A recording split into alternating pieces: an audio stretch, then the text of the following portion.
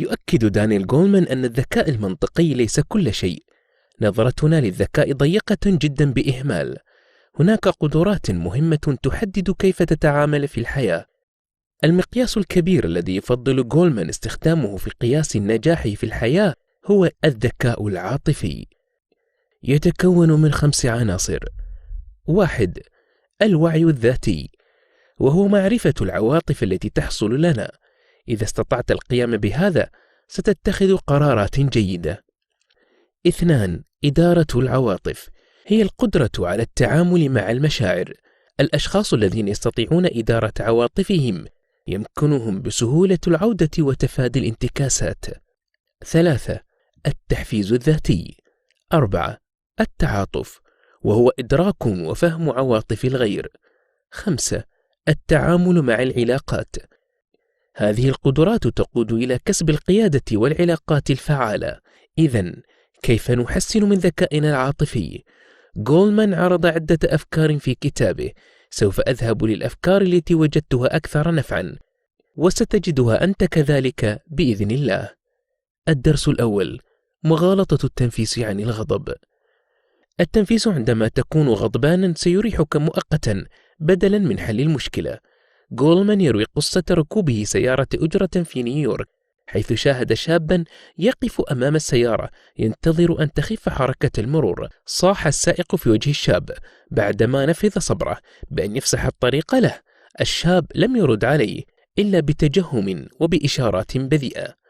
صرخ السائق: يا ابن وضغط على البنزين، ثم فرمل مهددا ذلك الشاب. مع هذا التهديد تحرك الشاب وهو مقطب الوجه، ضاربا السيارة بقبضة يده وهي تواصل تحركها في زحمة المرور. أما السائق فواصل الشتم للشاب المزعج بشتائم لم يسمعها الشاب أصلا. وبينما نحن في الطريق قال للسائق وهو لا يزال متوترا: لا أحد اليوم يستطيع معاقبة أي فرد، أنت لا تمتلك إلا أن تصرخ على الأقل لكي تنفس عن نفسك. هذه هي النظرية الشائعة القائلة بأن التنفيس يجعلك في حالة أفضل. عكس ذلك، فقد أظهرت نتائج عدة دراسات أن التنفيس على غضبك لن يجعلك تشعر بالأفضل، بدلا من ذلك ستمدد وتضخم هذا الغضب من خلال ضخك لهذا النوع من المشاعر للدماغ. لا تشتت أفكارك. التنفيس بالصراخ عندما تكون حزينا يمكن أن يكون طريقة جيدة، عكس لما تكون غضبانا. إذا وجدت نفسك تشعر بالغضب، ماذا تفعل للسيطرة على غضبك؟ 1. خذ أنفاسا عميقة. خذ نفسا عميقا لمساعدتك على الاسترخاء وإبطاء معدل ضربات القلب، وهذا يساعد جسمك بأن يذهب من الإثارة العالية إلى حالة الإثارة المنخفضة. 2. اذهب للمشي، ولكن لا تنغمس في الأفكار الحاثة على الغضب. 3. أعد صياغة الأفكار. كلما راودتك الأفكار دونهم وأعد صياغتهم. مثلا إذا كان زوجك أو زوجتك غاضبة مستاءة منك وخرجت من الغرفة، فبدلا من أن تفكر وتقول أوه هي دائما غريبة الأطوار دون سبب، اكتب ذلك وأعد صياغته من جديد ليصبح لربما لديها فقط يوما سيء عند أهلها أو أي مكان. الدرس الثاني: لا تندمج عندما تكون حزينا. اصرف نفسك لفعل أشياء أخرى. امرأة تعمل في مجال المبيعات حصل لها اكتئاب وهي تقضي ساعات طويلة قلقة حيال عدم حصولها على مكالمات للبيع. مبيعاتها تراجعت مما جعلها تشعر بالفشل، ما أدى لتغذية اكتئابها. ولكن إذا كان ردة فعلها على الاكتئاب عن طريق محاولة صرف نظرها، ربما تغرق نفسها جيدا في مكالمات المبيعات كوسيلة للخروج من ذلك الحزن. في هذه الحالة سيقل احتمال انخفاض المبيعات، وتجربة الحصول على المبيعات ستعزز ثقتها بنفسها، ما يقلل من الاكتئاب إلى حد معين. جولمان يحاول أن يقول هنا أن مواصلة التفكير في الأفكار السلبية سيقود إلى التعمق أكثر في الحزن. صرف النظر هو ما يكسر سلسلة الحزن تلك. أفضل صرف للنظر أو الإلهاء هو ذلك الذي من شأنه أن يحول مزاجك، كمشاهدة فيلم مضحك، قراءة كتاب في الفكر والنهضة، أو حضور مناسبة مثيرة. جولمان يقول أن عملية صرف النظر تعد أكثر فاعلية من البكاء، لأن البكاء غالبا ما يعزز الاندماج ويطيل البؤس. يعرض علينا الكاتب 4 حلول لإدارة الحزن. 1. التمارين الرياضية، لأنها تغير حالتك الفسيولوجية. الاكتئاب هو حالة الإثارة المنخفضة، وممارسة التمارين الرياضية من شأنه وضعك في حالة مرتفعة من الإثارة.